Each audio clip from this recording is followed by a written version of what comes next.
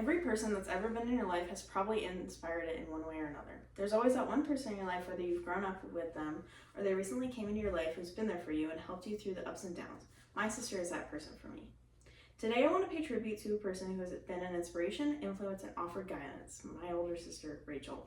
I selected my sister as my topic because growing up she was always my role model. She did so much for me throughout my life and has always been a shoulder to cry on, and she is my best friend.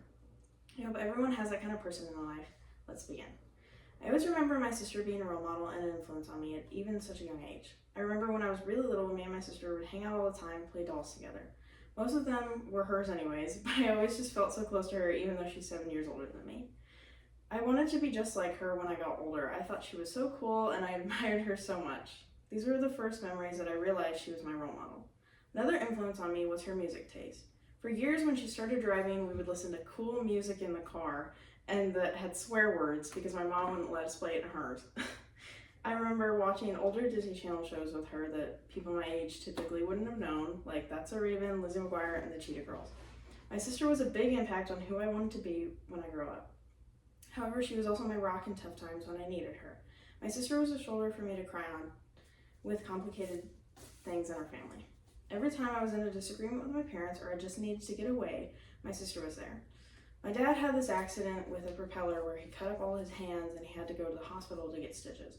I didn't know anything about it because at the time I was in the shower when him and my mom rushed out of the house to go to the hospital. My sister came in and told me, and she was there for me because I was so young. I was only 10 years old when it happened, so I didn't really understand what was going on with him. She took care of me that night and helped me cope with the situation. Another event like this happened recently over spring break. My dad was riding on his motorcycle and he went down to check the motor and he cut the top of his ring finger off. I was sleeping when this happened, so my sister again came in and told me when my dad and my mom rushed to the hospital. I was a lot better at handling it then because I was older.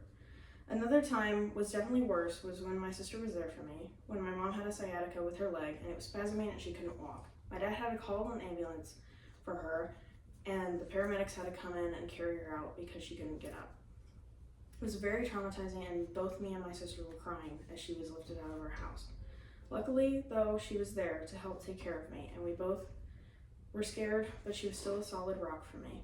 Today we have looked at someone who has been of great influence and role model to me, my older sister and best friend Rachel. We have seen that she was a very sweet and caring person who would always be there for someone in need.